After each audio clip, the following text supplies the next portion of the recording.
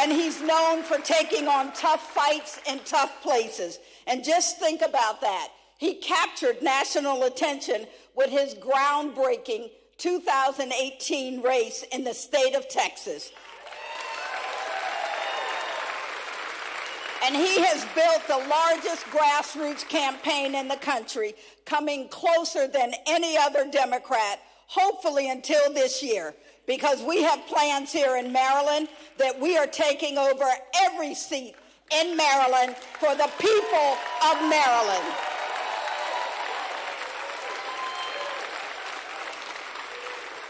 So we want one person to know on the Eastern Shore that we're coming for you.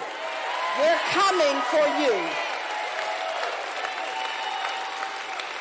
So Beto's run for president, for governor, and he's consistently used his platform to champion voting rights, defending democracy, and taking on right-wing extremism. And don't we need him today more than ever, more than ever. So he knows what it means to campaign in deep red communities and purple communities and certainly in blue communities. So as you prepare to talk about what's on your mind, join me in welcoming to the stage Beto O'Rourke.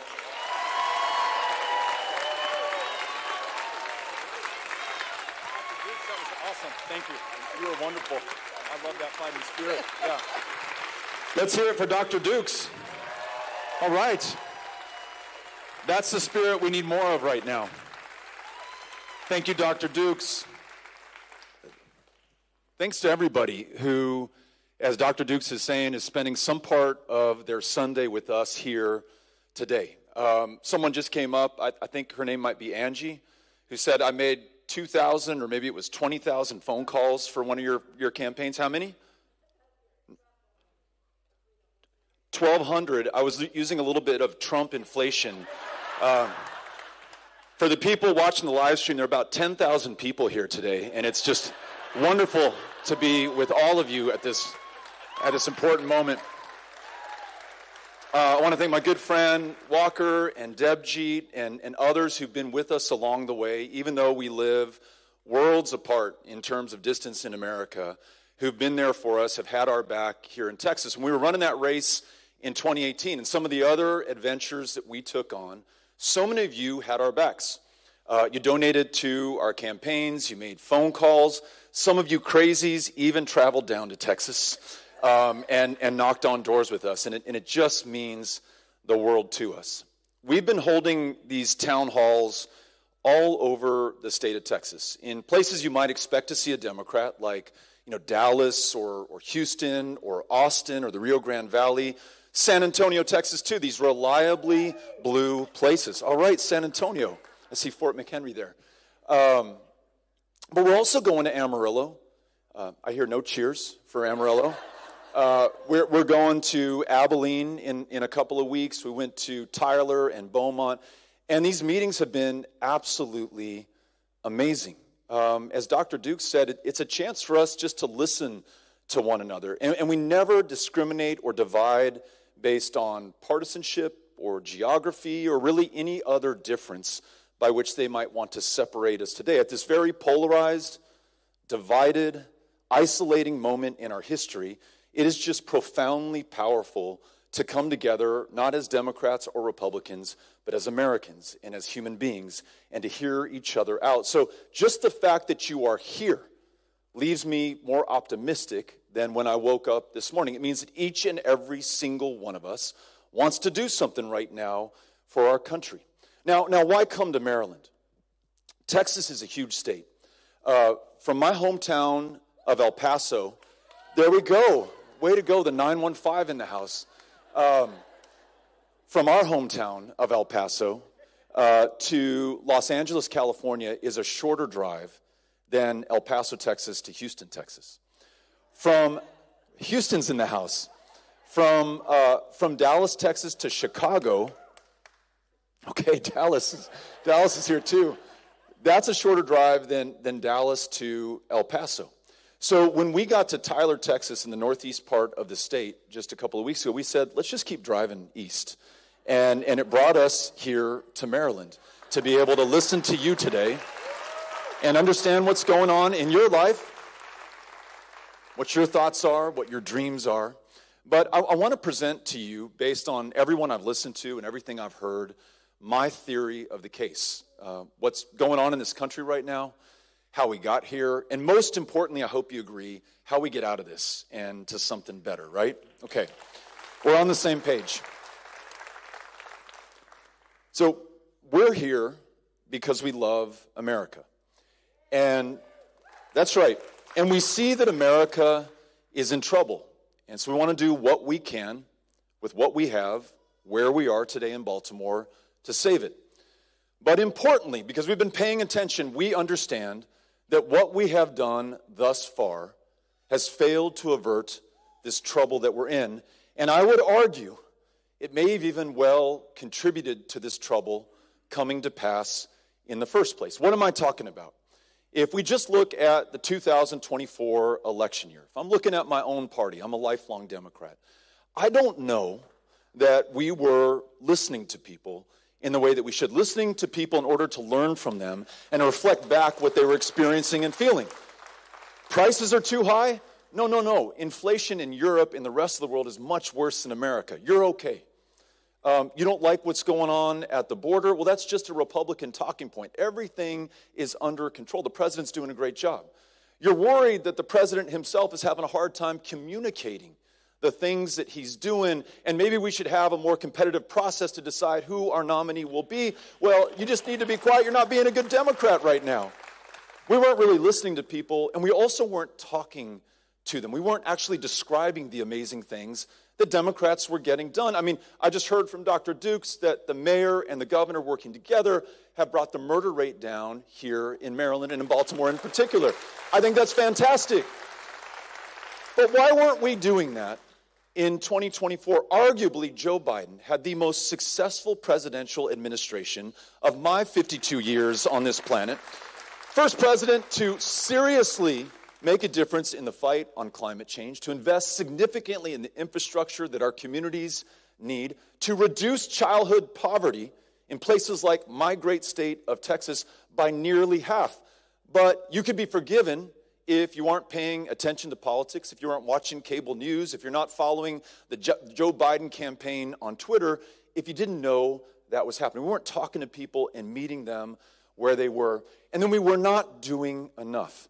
In 2021, we had every lever of power. We had the White House, we had the Senate, and we had the United States House of Representatives. And look, I just mentioned they did some pretty amazing things, but they didn't move forward on others, like immigration or voting rights, or making sure that the things that they actually passed made a difference in people's lives in as close to real time as possible. We love that you signed the bill. We got the press release, but I'm not yet hooked up to broadband internet. I'm not yet seeing that infrastructure project in my community. I haven't seen that difference yet. We need to be shameless about getting that stuff done and making sure people know who is responsible. And lastly, we just weren't with people where they were.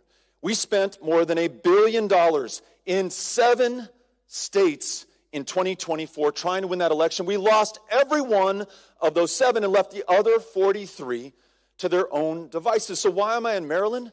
This is one of these states that gets taken for granted by the national party. No one shows up to listen and learn and reflect back what we hear in meetings like these across the country, in your state and in mine as well. There is something so powerful in this basic act of respect, of showing up and listening and learning and working and fighting right alongside one another. And then lastly, this mistake. I get the lure of money and technology. It's amazing what we can do at a distance. It's amazing the time before your eyeballs that we can buy. And I get that that might be a necessary evil in our politics.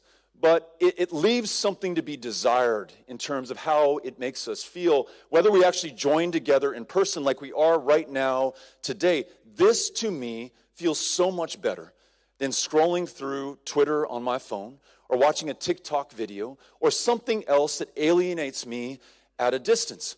Being together is important. So we know what has not worked. And so we seek something different, something not born of the commerce and science of our politics, but instead of its common sense and its soul. Now, to be clear, it's not just the Democratic Party and the mistakes that we've made in the past. We are facing the greatest threats to this country that any of us have ever known in our lifetimes. The strength of those who threaten this country from within has never been greater. And the very greatness of America, our Constitution, the rule of law, the idea of self-government, they have never been called into greater question. But if we are serious about confronting these challenges, we must admit it will not be enough to simply sound the alarm and remind our Americans of the danger and the trouble that we face. I mean, that's part of it, but it is not enough. Nor will it be sufficient to solely focus on those who are screwing us or who are screwing up or whose screw-ups brought us here in the first place. And I promise you that spending more money and buying more media and creating more of that digital distance from that essential human connection, that will not get it done either. That's right. If we're serious about building the political power, winning the political power necessary to save America, I think we first have to be able to describe together a new and better America that is worth saving, one built on the traditions and foundations that made us what Lincoln called the last best hope of earth, but one that can also transcend the limitations that have kept us from realizing that hope, at least for each and every single one of us. And we must do that together in person, face to face, human to human, in meetings like this one, in rooms like these, all across the country. Now, what I'm talking about there is a democracy, is people coming together and deciding the future of this country, not for one party or another, not for the most powerful, but for each and every single one of us, a government of, by, and for the people. But I think we have to agree that right now we do not have a democracy in America, not when one person can spend $300 million to get their preferred candidate for the presidency elected to the Oval Office. We want to not remind people that we need to save a democracy that doesn't exist right now, and that was confusing for folks in 2024. But we want to use our power to imagine and then build the democracy that we deserve, one in which our public leaders are our public servants, held accountable to each and every single one of us in town hall meetings like this one. Leaders and politicians who can no longer choose their voters through these gerrymanders that we see almost everywhere, no more worse than in the state of Texas, which we're about to see this coming week. We want to make sure that our elected public servants cannot set themselves up for the rest of their natural lives in these public offices at public expense, and we want to free them from these broken systems, their fealty to big donors or even to the party hierarchy that keep them from getting the job done for you and me, the people that they purport to serve. Now, there's a way to do this and to make sure that the campaigns we run are not those 30-second ads that were stamped out in some AI factory in Washington, D.C., but are run on the ground with people, together with people, listening, talking to one another, working through our differences so that we can work together going forward. That is the democracy that we should seek to build together. And to get there, we've got to be able to envision the changes that will require. Big things like getting big money out of our politics, like making sure that we overturn Citizens United so that corporations aren't people and money is not speech. Passing the John Lewis Voting Rights Advancement Act so everybody in every state, including Texas, Alabama, Mississippi, are able to cast those ballots. Getting politicians out of redistricting and returning power to the people, all of the people. But we know from our history that there is little hope of establishing a political democracy if we do not first establish an economic one. If folks cannot get what they need from a government of the many, soon enough they're open to getting what they need from a government of the few, or a government even of just one. We expect our fellow Americans to strive to get ahead, to sacrifice, to serve. I mean, all of us have had to do that over the course of our lives, but we don't expect each other to have to struggle just to survive. And that's what we're finding out as we listen to one another across this country. So I want you to imagine an America where your take-home pay is actually enough to live on, where you're guaranteed the ability to see a doctor when you're sick, to see a doctor before you're sick, and so that you don't get sick in the first place, we want to make sure that you're guaranteed access to fresh and healthy food, clean drinking water, the time and space to exercise and move your body, to spend time with your kids, your family, your loved ones, that stuff that makes life worth living in the first place. Our best hope of really establishing a democracy in this country is making sure that folks get what they need. And remember, we're the wealthiest, the most powerful country in the whole of human history. We do not lack for the resources to accomplish this, only the political will to get this done. And speaking of our power and the fact that we're the most powerful country in the world, not just in history, but certainly on the planet today, imagine an America that no longer turns its back on its friends and its allies around the world.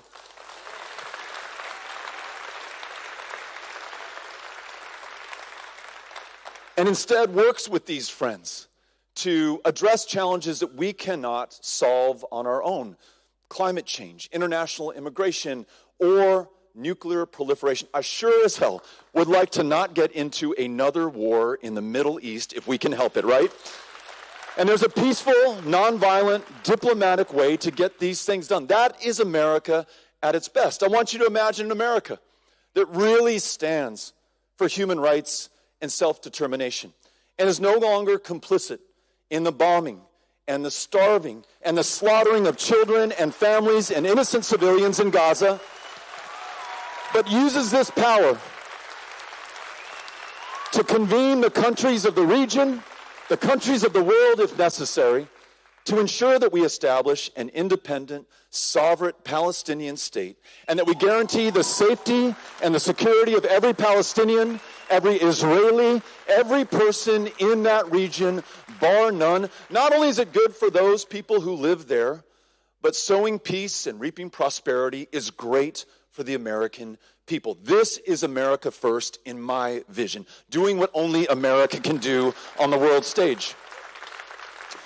And what if we brought that same logic back home to America, and you and your loved ones no longer have to worry about a masked, plainclothes federal agent without a badge or a warrant sweeping you off the street, illegally arresting you, detaining you, imprisoning you, deporting you to a country you have never been to before. Folks, if you think that they're just picking up terrorists and thugs and gang members and so-called illegals, they're picking up and deporting 5-year-old U.S. citizen, U.S.-born children with stage 4 cancer without their medications. It is being done in your name and mine today in this country. I want you to imagine a future where we end this by recommitting ourselves to the United States Constitution, to every right and protection contained therein, including due process, which is in such sore supply today.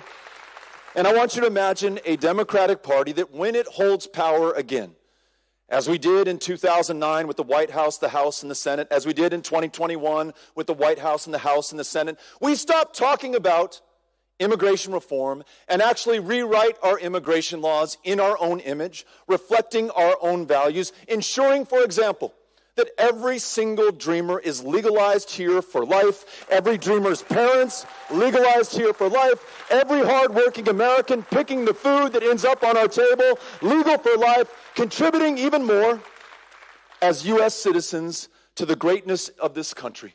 And if you have to leave the home that you've called your place forever, in El Salvador, in Haiti, no matter where it is in the world, to come here to join your family, to come here to flee persecution or certain death for yourself or your kid, we want to make sure that there is a safe, legal, orderly path for you to be able to do that. We are a country of refugees and asylum seekers and immigrants from the world over. That is what makes America great in the first place. And this cruelty on offer from the administration, it is not, at the end of the day, only about immigration. Because I think almost all of us, Republican and Democrat, independent alike, can agree that we want to control our borders. We want to know who is coming into this country. We want to protect our families from violent criminals, whether they were born in Baltimore or El Paso or El Salvador or anywhere else on the planet. That much we are on the same page about. But I want you to know this, and I think this bears repeating to our friends and our family. Immigrants are not taking anything from this country. They contribute far more to the success of America than they could ever draw down over the course of their lives.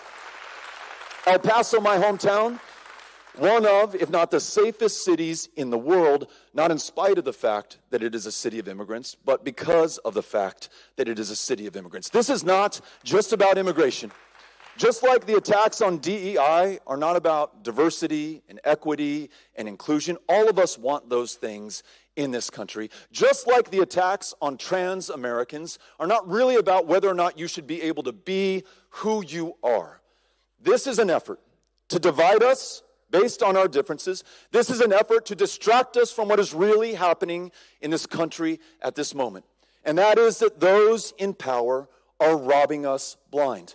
We just saw the largest transfer of wealth in American history. $4 trillion to the national debt. Nearly $1 trillion will flow to the top 1%. And it will come from you and me and every other working American in this country. And it's not brand new. This has been taking place for a long time in this country. Over the last 5 decades, $50 trillion in wealth has moved from the lowest and middle income Americans to the very wealthiest people on the planet who call the United States their home. I begin to wonder what they can spend all of that money on. How many more weddings can Jeff Bezos have in Venice, Italy? How many more rocket ships can they buy? How many more trips into outer space? I don't know, but it does not matter to me. What matters is the fact that we could use those trillions and make sure that they flow to the people who actually created that wealth in the first place, working Americans who in some states like mine are earning $7.25 an hour. You don't work one of those jobs, you work 3 of those jobs in order to make ends meet.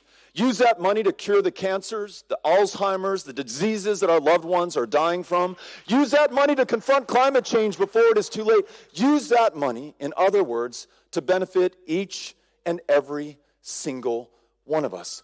This is the United States of America. We are capable of big things, and it is about time that we start doing them.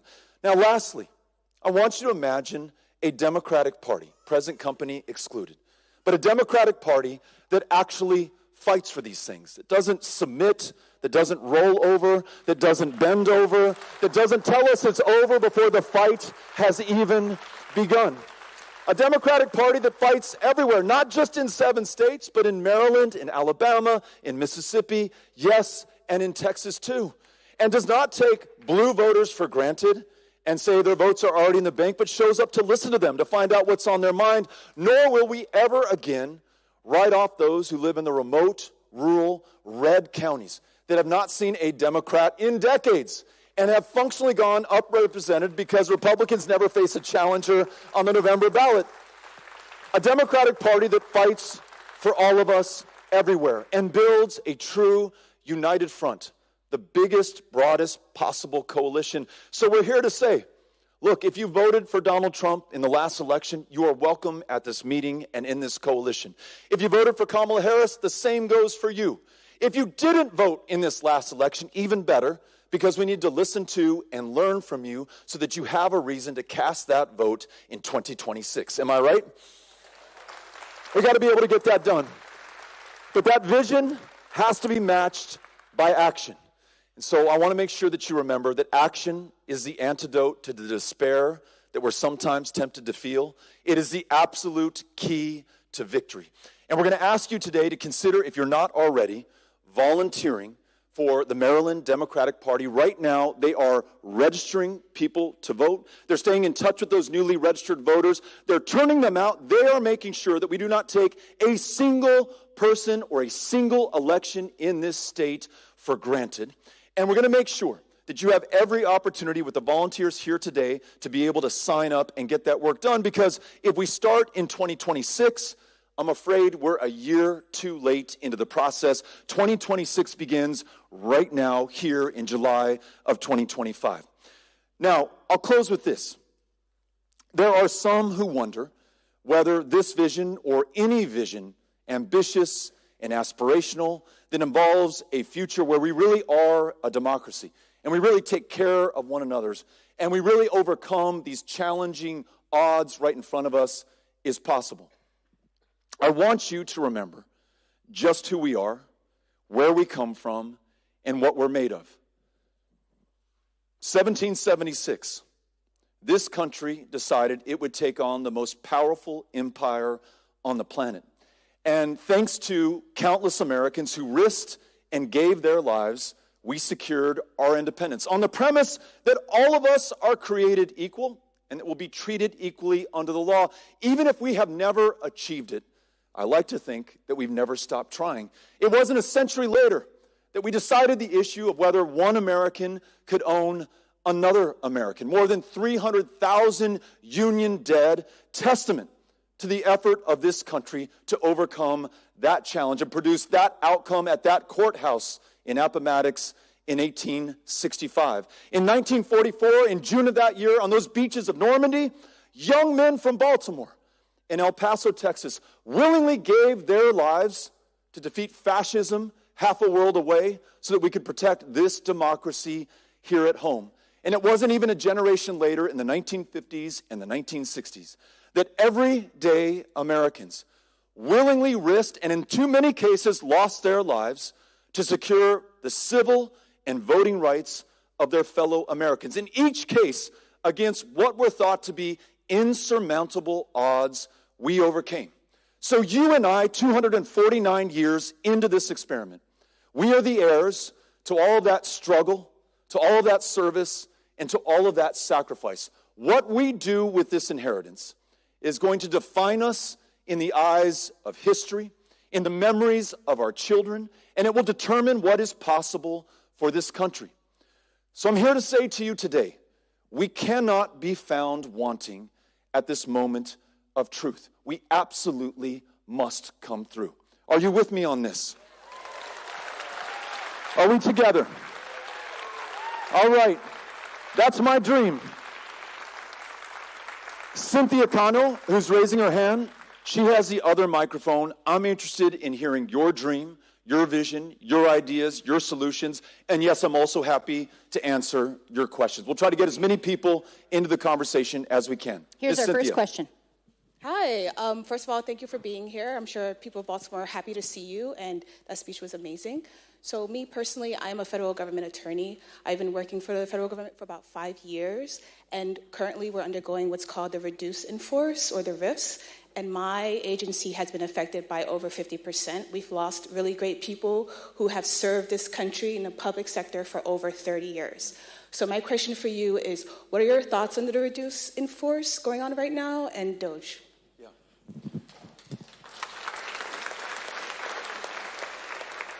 First of all, I think I speak for everyone in thanking you for your service to this country, now more than ever. Like almost every other federal employee, you could have found a higher paying and very often easier job in the private sector, but you work for all of us because you love this country and you want to contribute your talent to its future, and yet you're under attack by literally the most powerful people in this country today, whether it is President Trump and his cabinet, or before Elon Musk and now his successors in DOJ. When I was talking about the fight that we need from our fellow Democrats, I was talking about those who had the opportunity to stand up to this monstrosity and not fund a continuing resolution for the federal government. Yet every House Democrat, I think but one, hold the line.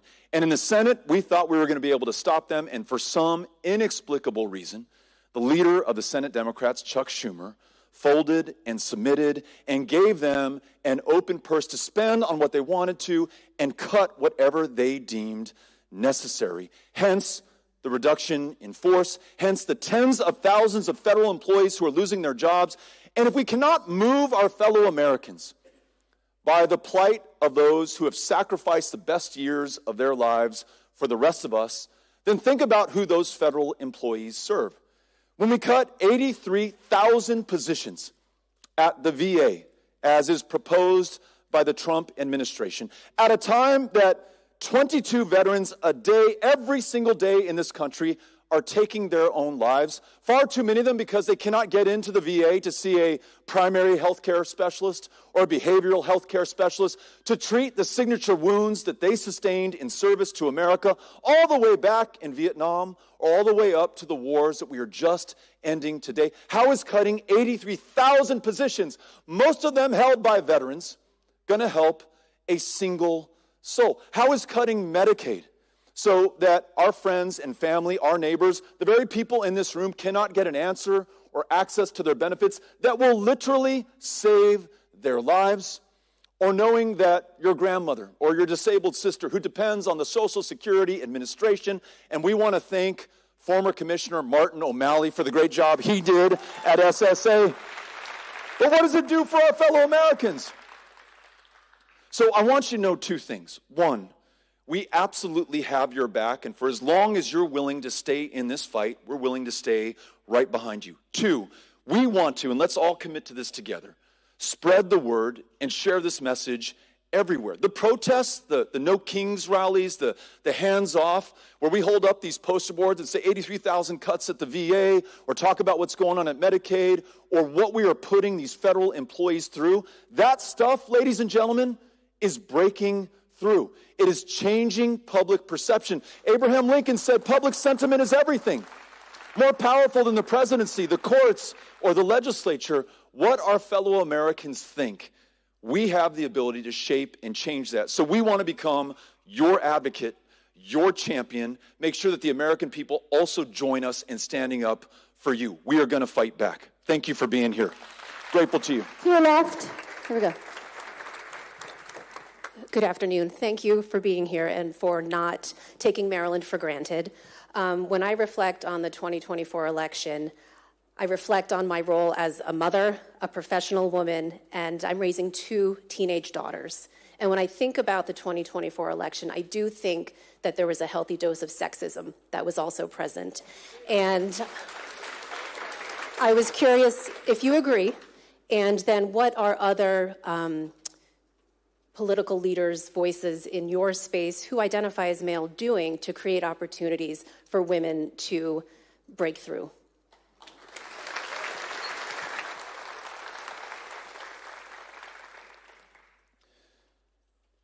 This country is only going to be improved by having leadership, whether it's in the White House, in the governor's mansion, in our legislatures, or in Congress, that actually looks like and is truly reflective of the country that it purports to serve. One of the things that I want to see, and one of the things that I proposed when I was a member of Congress, was unable to get it done for obvious reasons, you'll agree, is term limits. There are people who are serving in these positions for literally their entire natural lives. When I was first elected to Congress in 2012, there was a representative from Michigan who had been in that office, I think, for 60 years at that point, a man, who was preceded by his father in that position, who was succeeded by his wife, a woman.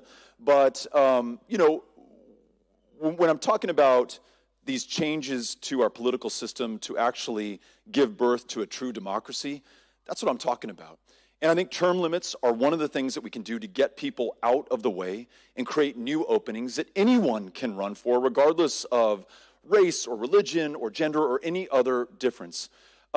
Two, when we see somebody who is underrepresented in our government, take a chance. And they're not part of the old boys network. They don't have access to the money and resources that others who maybe look like me will have access to. I think it's incumbent upon us to do everything we can to get behind them and give them a fighting chance to win. And lastly, this is just my opinion, but I agree with you on the sexism in the presidential election, but I also believe this. If Kamala Harris had not been hamstrung by only having 100 days to run that campaign and had been able for 2 years, as Donald Trump was, to mount that effort, I'm confident that she would be the president of the United States right now. So we've got to give people like Kamala Harris and others who have a shot, a real shot, and not what we saw in 2024. Thank you for asking. Second floor. Keep going left. Left. Left. Here we go. There we go. Thank you so much. Mr. O'Rourke, you're definitely one of my favorite Democrats right now. And everything you said, I think we can all agree with. I have so many questions, but I think there's one that really needs to be addressed. Right now in Texas, they are talking about redistricting everything, and we already have Democratic governors threatening to do that. That sounds like an empty threat, but Donald Trump, or Taco, or whatever you want to call him, have said, and I quote, "When you vote for me, you will never vote again." And the biggest concern is that people are wondering if we're even going to have elections again, because that seems to be Donald Trump's and even the Republicans' number one priority. I just want to ask, how do you think we can counter this, and what's your opinion on that? Thank you. Thank you for the question. Great one.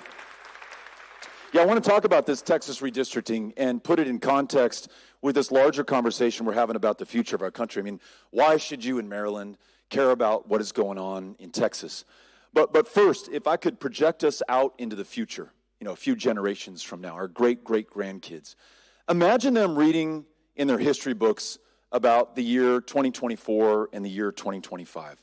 They've read 249 years of American history up to that point, and then they get to this chapter, and they're like, holy shit, are you serious? So this guy in the campaign said he was going to be a dictator on day one, said you'd never have to vote again. He called immigrants, said they're poisoning the blood of America, which you could have ripped out of Mein Kampf or out of the mouth of Adolf Hitler. And you guys elected this guy president. Not only did he win the Electoral College, but he won the popular vote. Okay, so then when he gets in power and begins to dismantle this country, USAID, condemning we don't know how many children to certain death in Africa and other developing nations as we defund their best shot at life. The Department of Education wholesale with the complicity and blessing of the United States Supreme Court. And then you get to Texas, and let me tell you what's going on in Texas.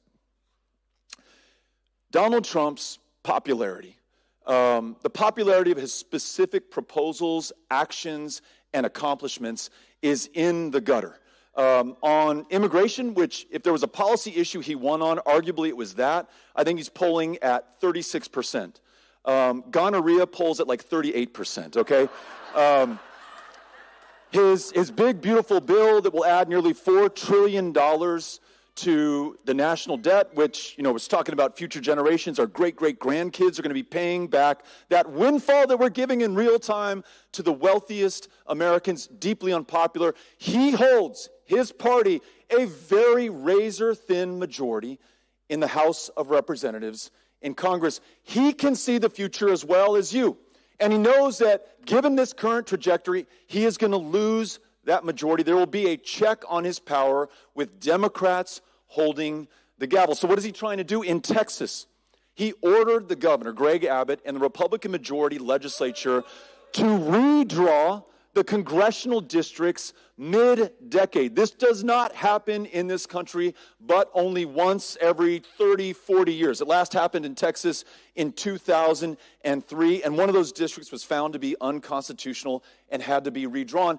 And he's being completely open about it. He's not saying that the former districts were badly drawn or that they're unconstitutional or that they've isolated or alienated certain voting groups. He has said he wants to pick up as many as 5 new seats, 5 seats currently held by Democrats, every single one of them black or brown. The constituencies that will be drawn out of having any say in who their next representative is, overwhelmingly black and brown, so that he can artificially rig this system to be able to hold on to power. Now that's what he's going to do in this special session that the governor has just convened to redraw the congressional maps in Texas. It begins tomorrow morning.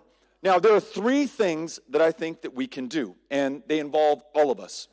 Number 1, the Democrats in the legislature can deny their Republican colleagues a quorum to actually redraw these maps. It will mean they will have to leave the state of Texas because they fear, and rightly so, that the Department of Public Safety state troopers will come hunt them down, which they will. So they've got to go to another state. They will be fined each personally $500 a day, every day that they're absent. These folks do not get rich off their job. I think they get paid $12,000 or $13,000 a year.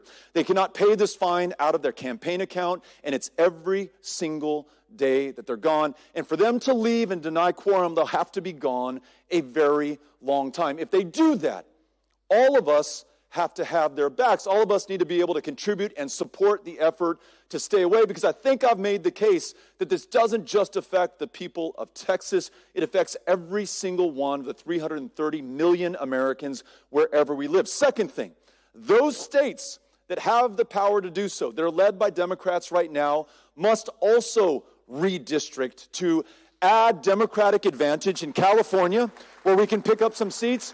And I know that there are some of you old school Democrats, and I used to be one of them, who are like, hey, wait a second, this isn't right. This isn't how it's supposed to work. Well, fuck how it's supposed to work. We need to win political power in this country right now. We got to fight back. We got to fight fire with fire. We actually have to win political power. So let's put that pressure on those who have the power to do it. The third thing, if steps number 1 and steps number 2 fail, there's one left to us. Let's say that they do redraw up to 5 new Republican congressional districts, taking them from Democrats. They're going to have to spread out their other congressional districts pretty thin. They're going to have to move Republicans from Republican-heavy districts into Democrat-favored districts right now. It means that those 5 will be hard for us to win, but it's possible. But they'll also open up maybe another 5 to Democrats being able to win. If this is a wave year, and it might be. Remember Trump's first midterm in 2018, okay?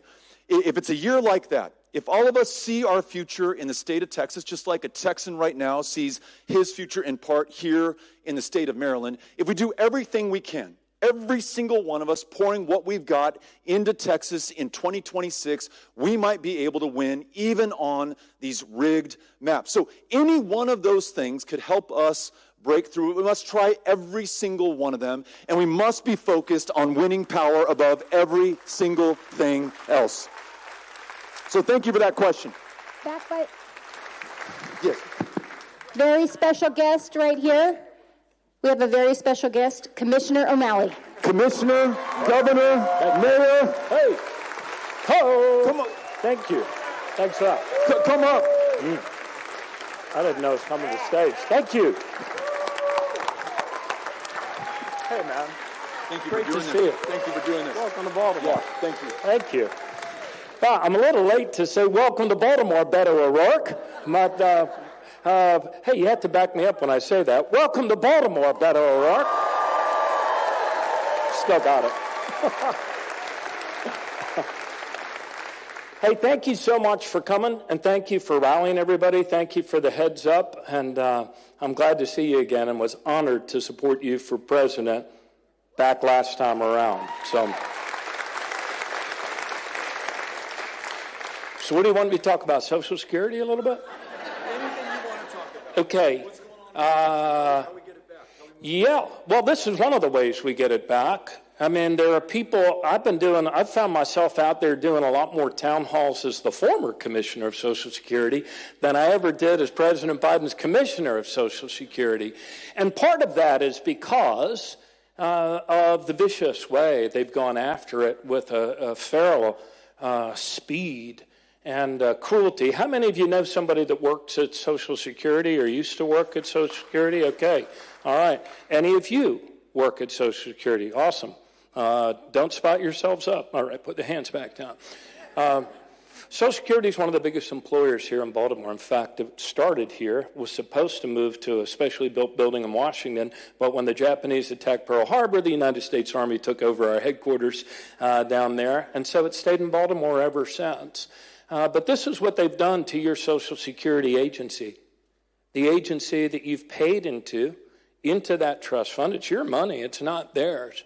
But when I was asked to go there, it wasn't because things were going well. It was because of a 50-year low in staffing. because of, and you knew this when you were there, this so-called sleight of hand of level funding by House Republicans, and then they have to absorb a whole bunch of cuts. Well, on top of staffing being reduced to a 50-year low, then Elon Musk came in with the Doge team, and they have now, between the mass firings, paying people with your money to leave, some of them, if they were retirement eligible, for the entire year. If they leave right the hell now, they get paid for the rest of the year. You want to talk about waste, fraud, and abuse? That's the waste, fraud, and abuse. So,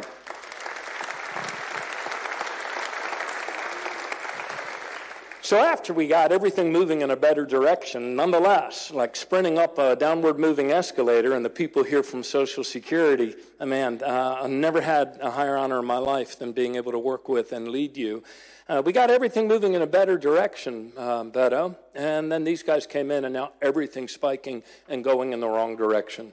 More people dying, hello Charlene, more people dying waiting for initial disability determinations than ever before in the history of the program that Dwight Eisenhower signed into law. They've also cut the IT staff by 50%. Imagine doing that without any knowledge transfer at a private company. I mean, the board would rise up and throw you out for malpractice. So that's the dire situation that Social Security finds it in. They've never missed a payment in 90 years, but the risk of that is very, very great right now. I truly believe with all of the big lies, they're trying to wreck its reputation and wreck its customer service to turn enough of us against it so then they can rob it. Because it's the only agency that maintains a $2.6 trillion surplus.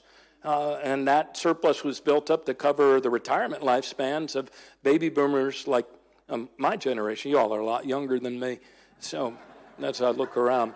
Look, the bottom line is this. Elon Musk, whose Doge team is still there, said that empathy is the greatest weakness in the Western mind. He actually said that. But you and I believe differently, and that's why you're here. And armed with the truth that so-called illegal immigrants do not receive Social Security benefits, the truth that there is not a zombie apocalypse of 12 million dead people with Social Security checks streaming out of their cadaverous pockets. Social Security does not have to go bankrupt. In fact, it's only that surplus that they're talking about being depleted by 2033. It's a pay-as-you-go program. The dollars you pay in are the same ones that pay out, and it can be extended. Final point of fact, so you can go back to your tables of democracy and defend this program and what we're all about. Final point of fact, if you're a family of four making $170,000 a year, you pay in $10,000 of that to Social Security. If you're a single millionaire making $170 million a year, you pay in $10,000 to Social Security. So you do the math. You do the math. Bottom line, unlike Elon Musk and his depraved worldview, you and I think differently. Beto O'Rourke thinks differently. You and I are part of a living, breathing, self-creating mystery called the United States of America. And the heart of that mystery is a very real thing. It's the truth that we're all in this together, that we need each other, and we have to help each other if we're going to succeed. And that's the truth that will prevail. That was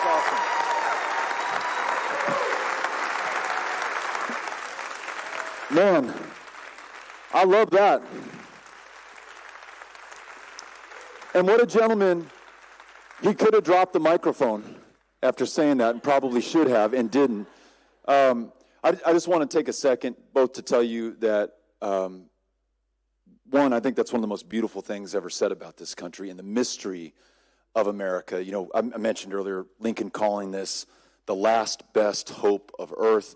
And as dark as these days are, it rings just as true for me now as when I first read those words. It is. It's all of us here today. But it's this guy, too, who's served in every position of public trust imaginable as mayor, as governor, ran for president of the United States of America, as commissioner for the Social Security Administration. And just to show you who this guy is, a lot of people, understandably, when they're no longer in office or they run for one and they don't win it, they drop out of public life and then they get rich off of the connections that they made when they're in these positions of power. That's not Martin O'Malley. This guy is traveling the country, rallying people to the fight that we need to wage right now if we're going to win this power back and realize this hope and promise of America. Thank you, Governor, Commissioner, Mayor O'Malley. You're one of my heroes. Grateful to you. Yeah. We love you, man.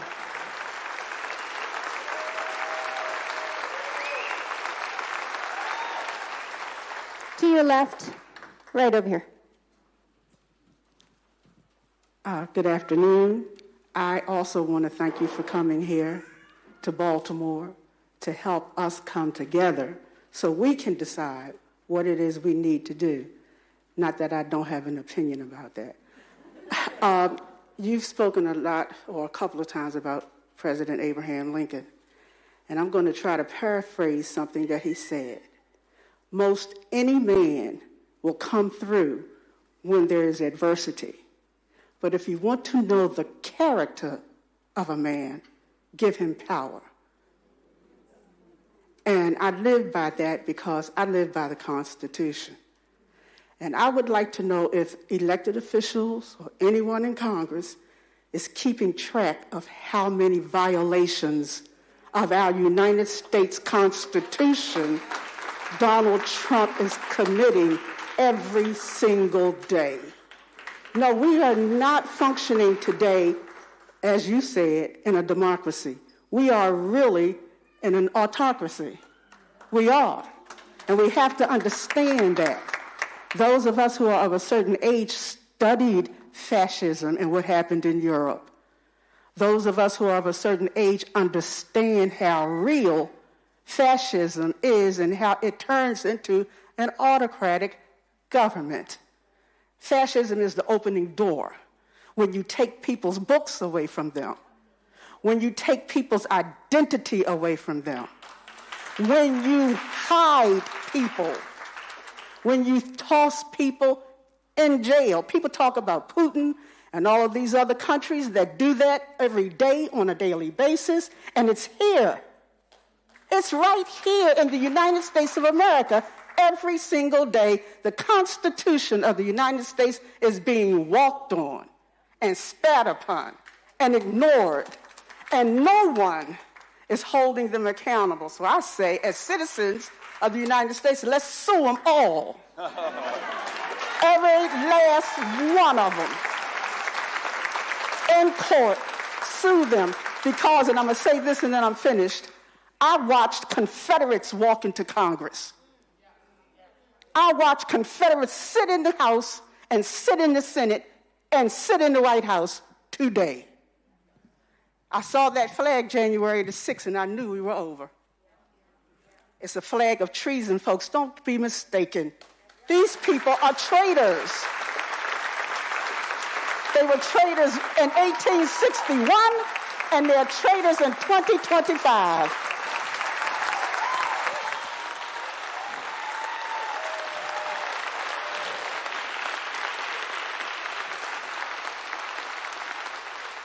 That was so well said. I mean, you mentioned you're a student of history. Many of us here in the room are. And we know where the path that we're on will take us. We look at the Weimar Republic in the 1930s. And we saw how someone who used the levers of democracy, won an election, formed a governing coalition, was made chancellor of one of the greatest civilizations that Western Europe has ever known, and then from within began to destroy it piece by piece, but in record time, really a blitzkrieg against the democracy from within. And what's that?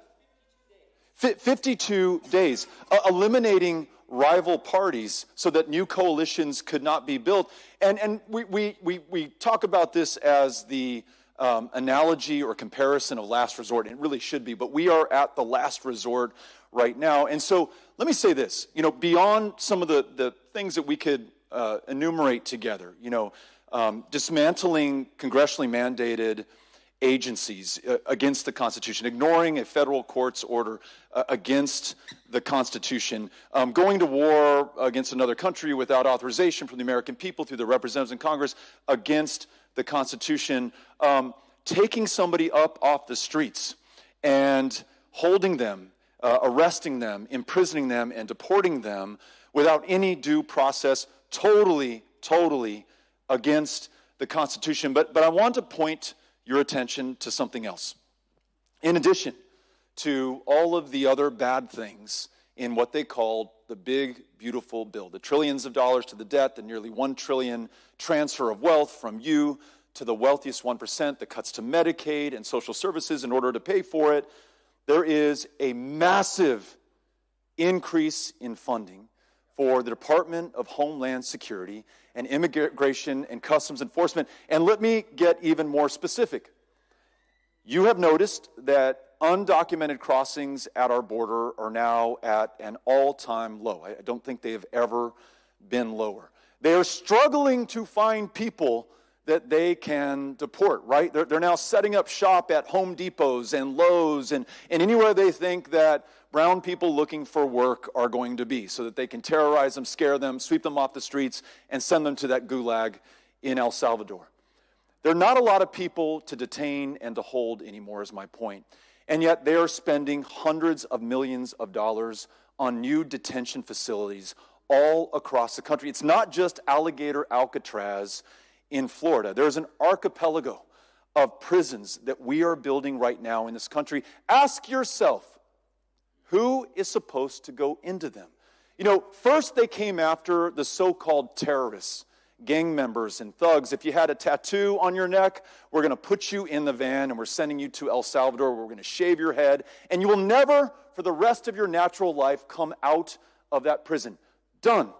Now, if you came into this country and were pardoned into America, just like Trump pardoned immigrants from Venezuela into America in his first term, but this happened under Joe Biden, we're going to sweep you up off the streets, put you in detention, and send you away.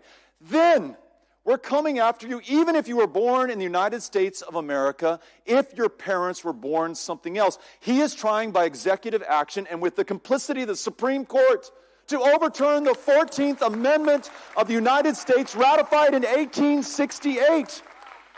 And next, he's coming for what he described as the homegrown. Maybe you're aiding and abetting a terrorist or a thug or someone who's unpatriotic or anti-American or anti-Trump or anti-Republican Party.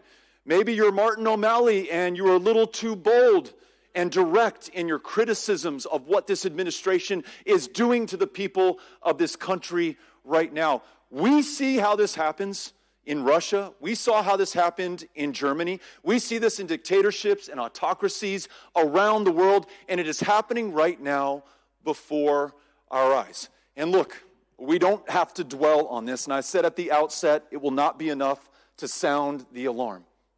We've got to offer that positive, ambitious, aspirational vision to our fellow Americans. But we must also be very clear about the consequence to each and every one of us should we fail. Lincoln warned us that we're either going to nobly save or meanly lose this last best hope of earth. And I reminded you earlier, every generation before ours, más o menos, has been able to pull this thing off. This is the greatest test ever. And on the one hand, you might say, well, shit, it comes down to me and us. Other generations got to skate free. Not so fast. We talked about the 300,000 Union dead that won the freedom for their fellow Americans. Those who were lynched or beaten or brutalized in the fight for civil rights and voting rights.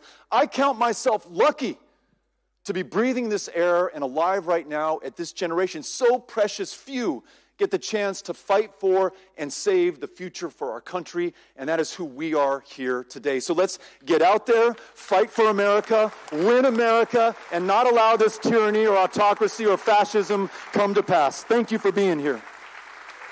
Thank you. What's up, man? So I think I speak for the millions of young Americans in my generation who suffer from these oppressing student loans that we've garnered over the years for thinking that we're doing it right, where we were told that we can go to college and find a good job afterwards. Now, I'm not of the thought that I regret taking out student loans because it allowed me to be the first PhD recipient in my family. However, there have been these predatory practices on these private student loan companies that have made it harder for me to actually attain the American dream as I envisioned it for myself at a young age, where I was expected to pay around $2,100 a month from student loans that I had in undergrad because I was able to get my PhD for free. So what are things that can be done, whether that be address interest rates, loan consolidation, or actual forbearance or forgiveness or bankruptcy that can help relieve a lot of the stress from student loans on a generation? Yeah, thank you for this question.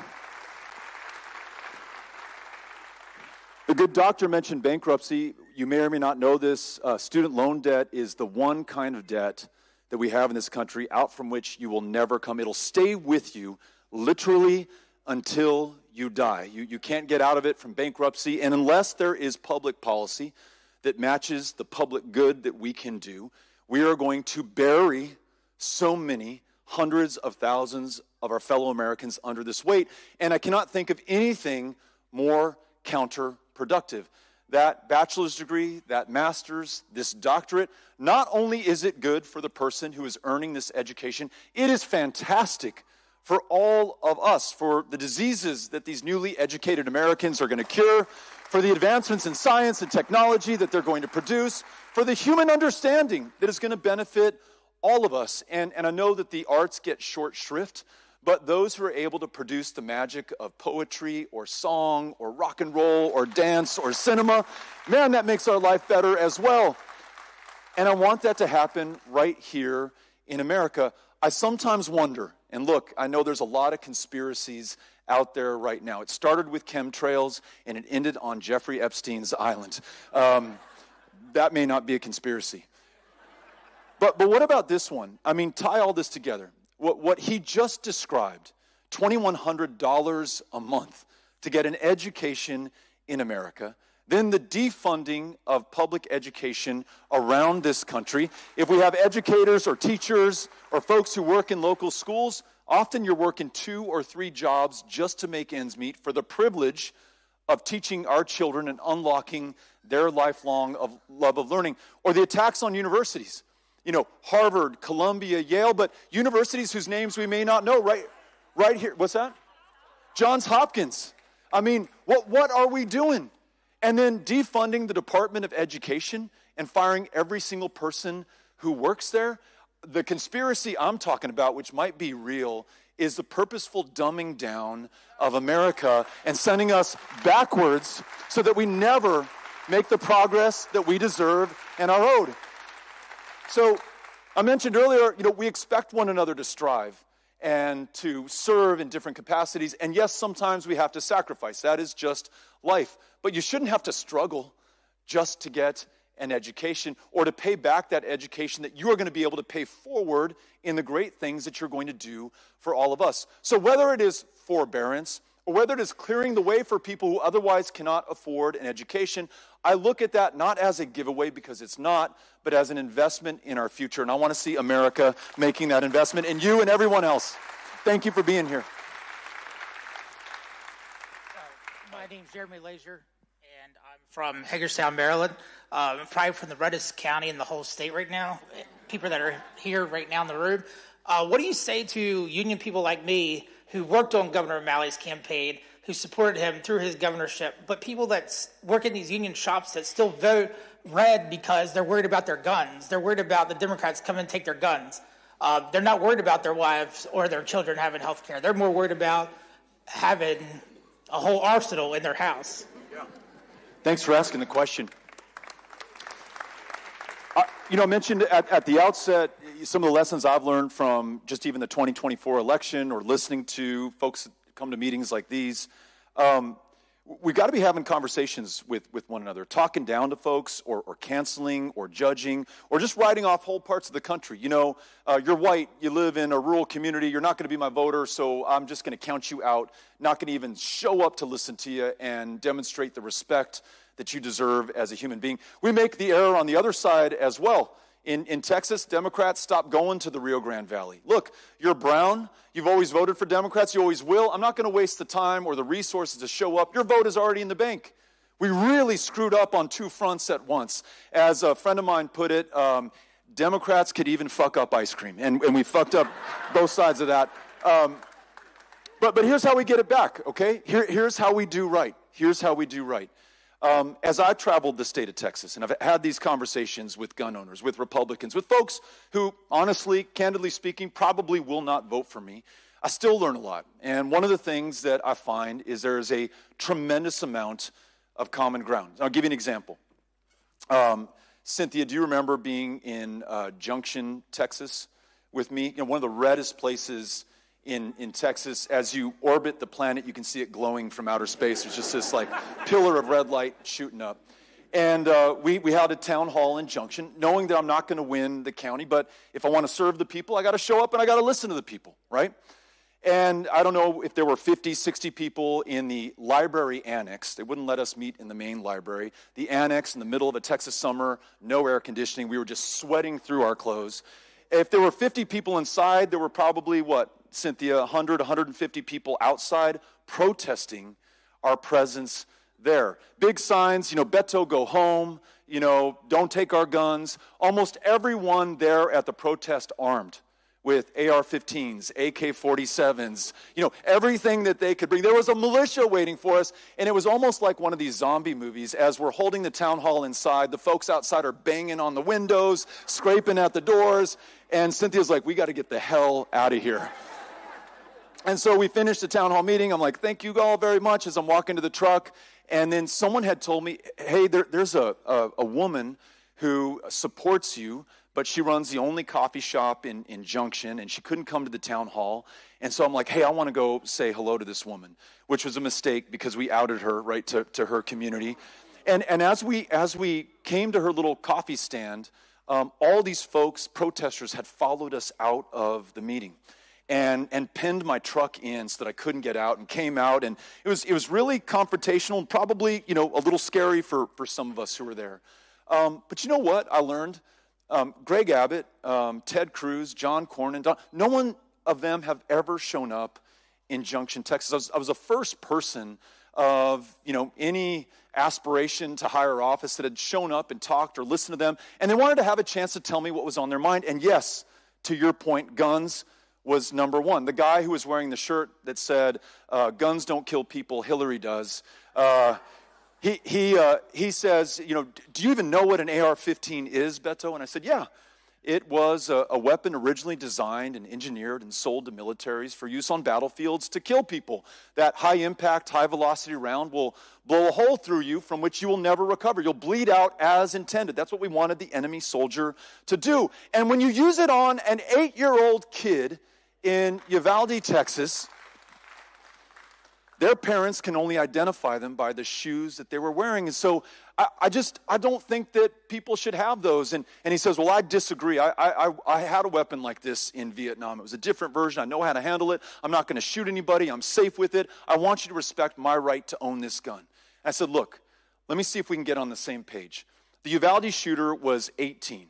He was legally able to buy not one, but two AR-15s and hundreds of rounds of ammunition before he walked in to Robb Elementary. Could you agree with me that we should raise the age to 21? We would have purchased 3 more years, potentially, for some intervention in that troubled young man's life. Maybe it wouldn't have saved the day. Maybe it would have. I'd love to take the chance. The guy's like, yeah, I can live with that. And I said, okay, how about another one? We don't have a universal background check in Texas. And he's like, wait a second. I had to go through a background check in order to buy my guns. And I said, you do if you go to a federally licensed arms dealer or gun store. But in Texas, you can buy that same firearm out of the back of someone's trunk. Someone did that in Midland, Odessa in 2019 and blew away 8 innocent people. Their lives would have been saved if we had a universal background check. He's like, I'm down with that too. Last one, the El Paso shooter. In 2019, a guy radicalized by Donald Trump and this fear of invasion by Mexicans who are coming to rape and kill us, bought an AK-47 online. It came into his local gun shop. When it arrives at his home in Allen, Texas, his mom calls the Allen cops.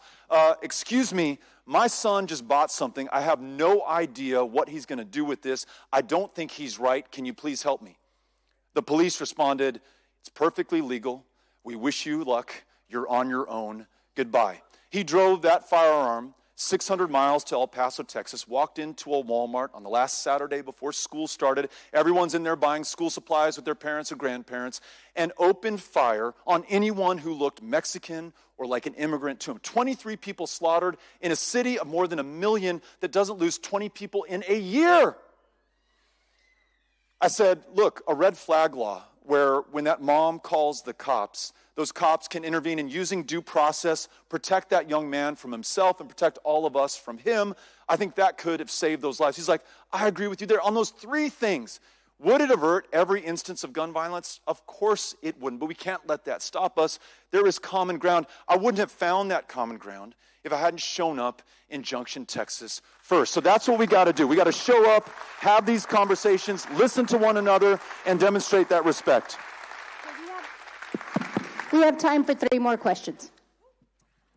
Good afternoon. Hello, everyone. Hi. As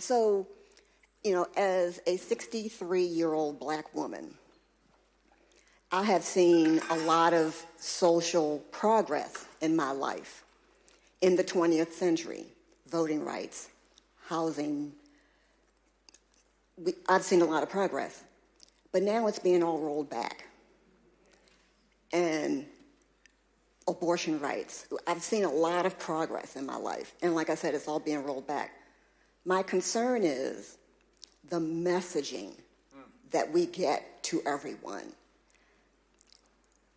Democrats are the only party that have the policy to move our society forward. Not the Republicans.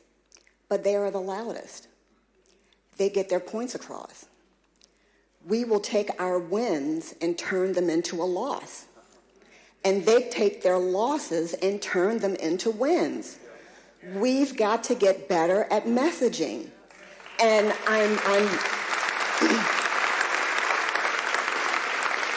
so they have been successful all the way back to Reagan with this other conversation. The welfare queen, the Willie Horton ads. It's all under the guise of the Southern strategy. That's our sweet spot. We have got to come up with a message that counteracts that other Southern strategy.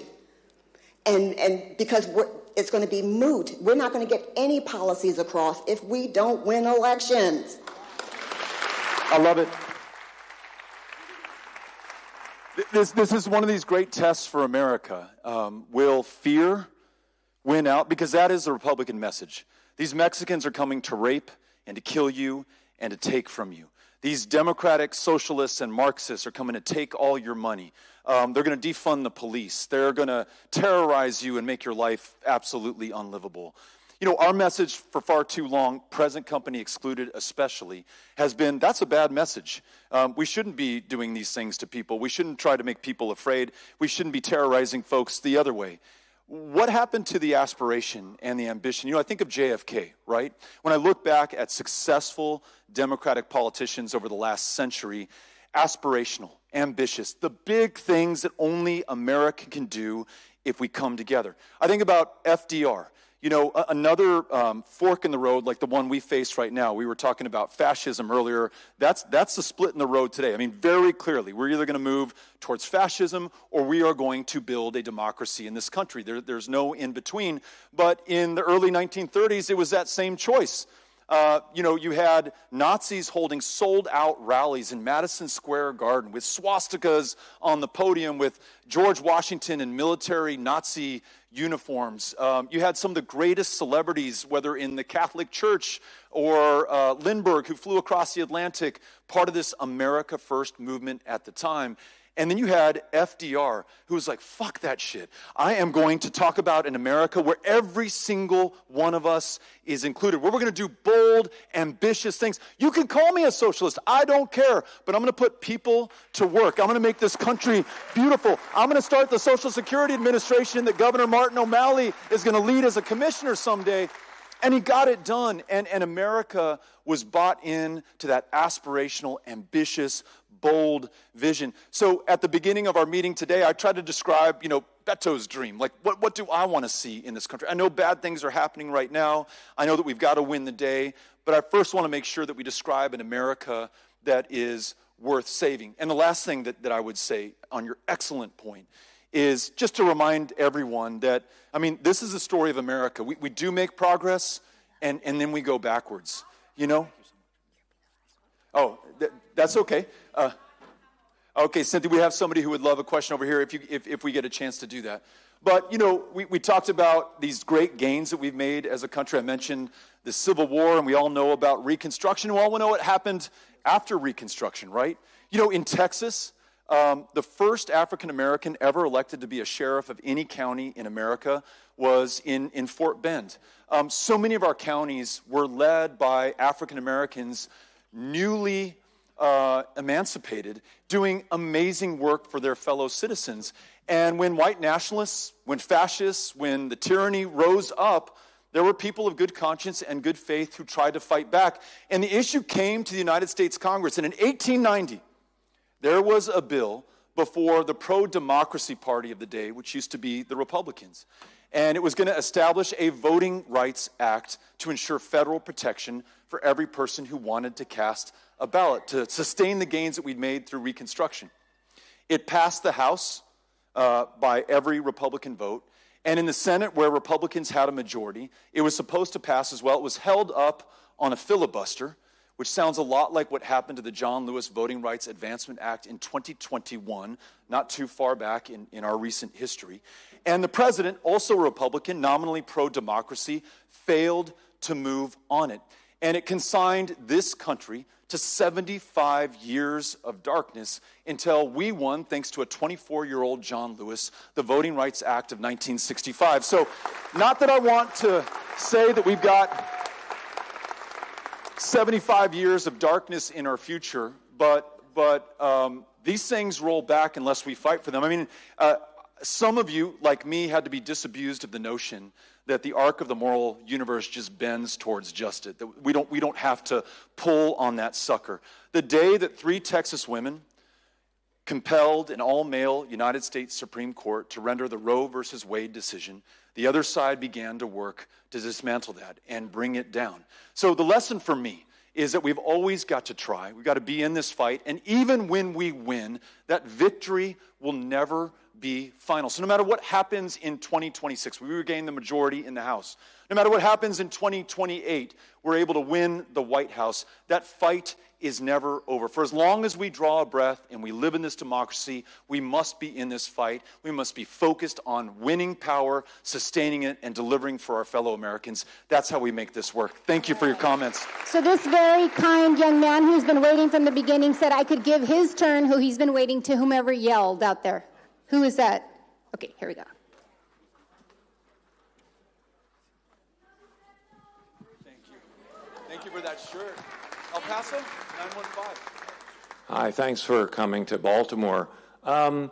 You said, everybody here knows what a nightmare we're having, right? So, and I've been to other town halls, and I've talked to my representatives, and they've said, well, all we have to do is flip 3 Republicans and we'll do it, or we'll stop it in the courts, but it's not being stopped in the courts. And for us in Maryland, we have my representatives. I went to my Senator Van Hollen. He's a great guy. Love Senator Van Hollen. I spent 2 hours talking with his chief of staff. But we need to do way, way, way more. And I believe that the courts aren't going to stop it. So we have to stop it. And we need a national campaign to fight this. We need a venue for all of us to fight it. You're talking about what we can do in Maryland. This is a blue state, right? register to vote, get other people to vote. That's not going to stop Trump. We can't even donate. There's not a national campaign. There's nobody running for president. There's no national campaign. We need a national campaign that will embrace not just Democrats, Republicans, Liz Cheney, anybody else who wants to fight this. The time is now. We've got to fight this with anybody who wants to join the fight. I don't care if they're Republican, independent, it doesn't matter. And we need a way, an organization, your organization, any organization. People in Maryland can donate. At least we can donate money. We need, I've been to so many of these town halls, and the number one thing people want to know is, what can I do? How can we change this, right? Yep. And it has to, but we need to embrace it in a way that is fun.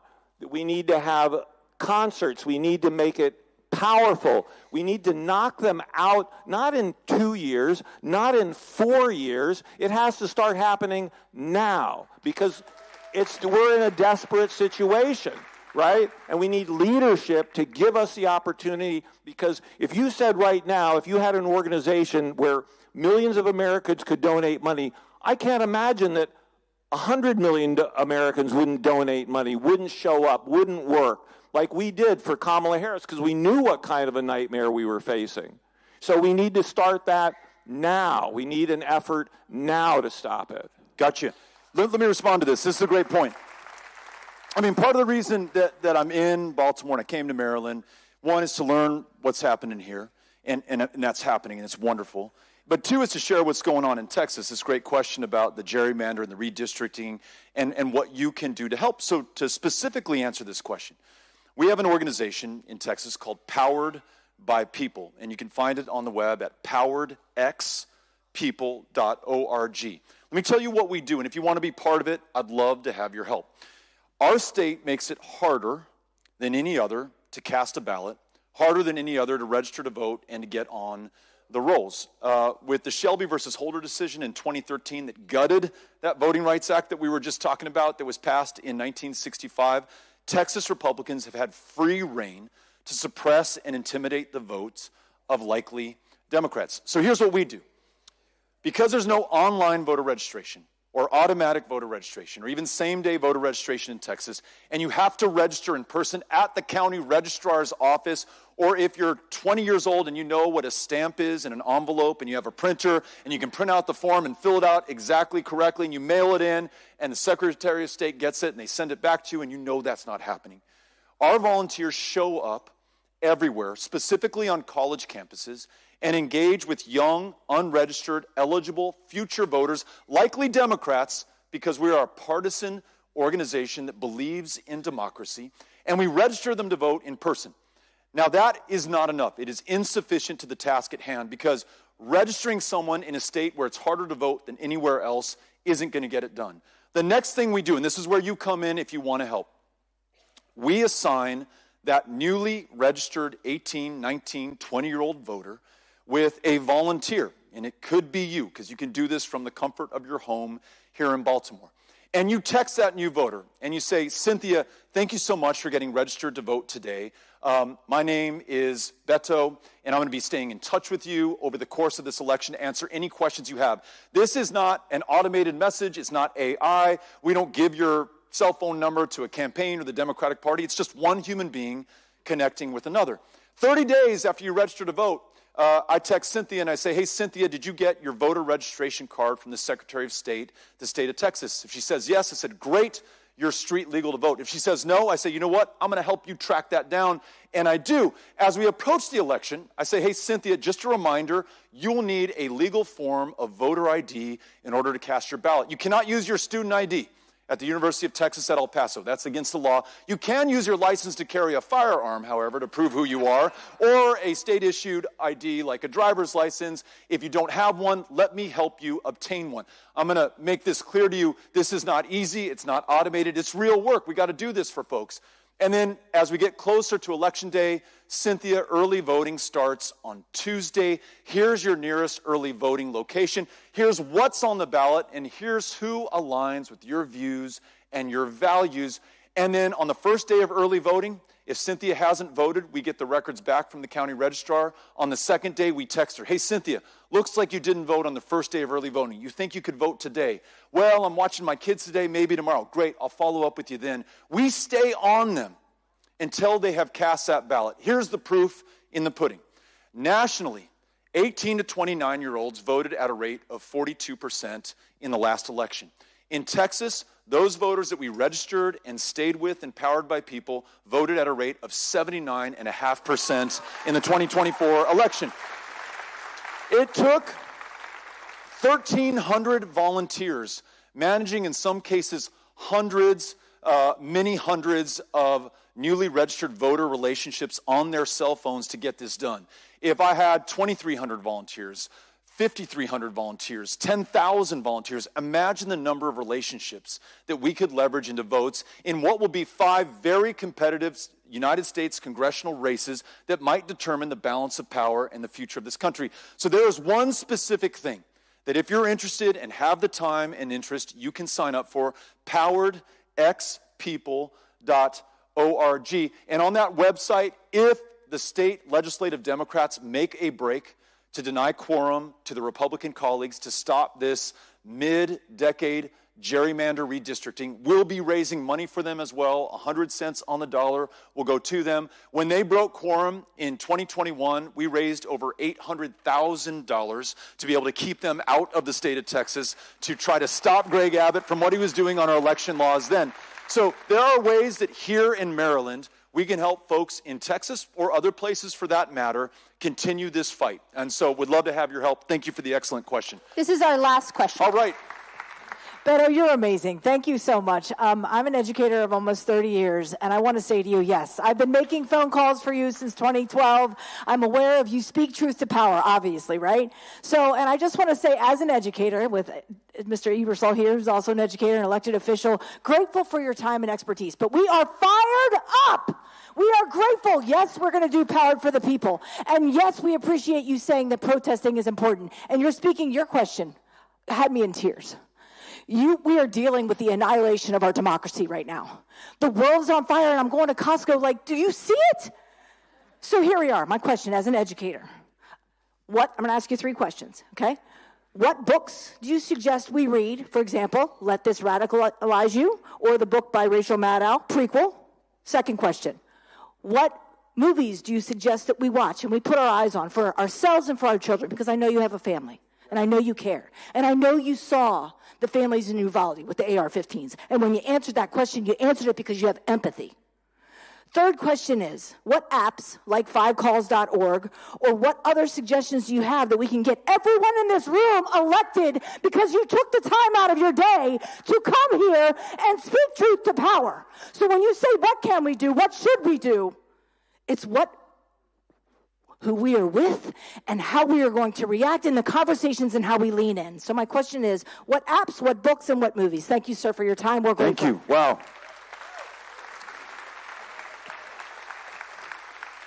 So, coincidentally, I'm reading a biography of Abraham Lincoln.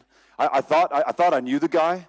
I always knew about the Lincoln-Douglas debates, but really by name only. I knew that they were long. The opening speaker gets an hour. The next speaker gets an hour and a half. And the concluding speaker gets another hour, I think, to respond, or a half hour to respond. If you thought this meeting was long, a Lincoln-Douglas debate out in the prairie sun in the middle of August, that was tough. But it's incredibly inspiring when I think about what he and those of like mind were up against at that time in 1858.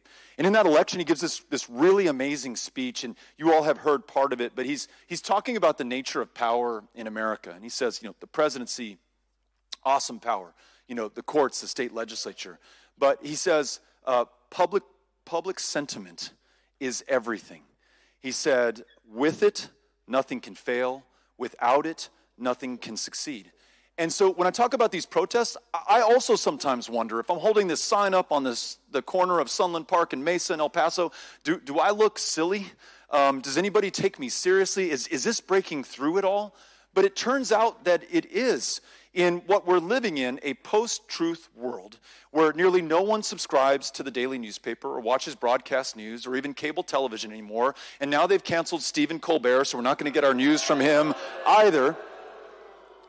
These person-to-person connections are absolutely everything. In fact, in the first debate, I think it was in Oxford, Illinois, afterwards, the two daily papers in Chicago, one is the Chicago Times and the other is like the Chicago Courier-Dispatch, both had completely different readouts of who won the debate. One, it was Douglas for sure.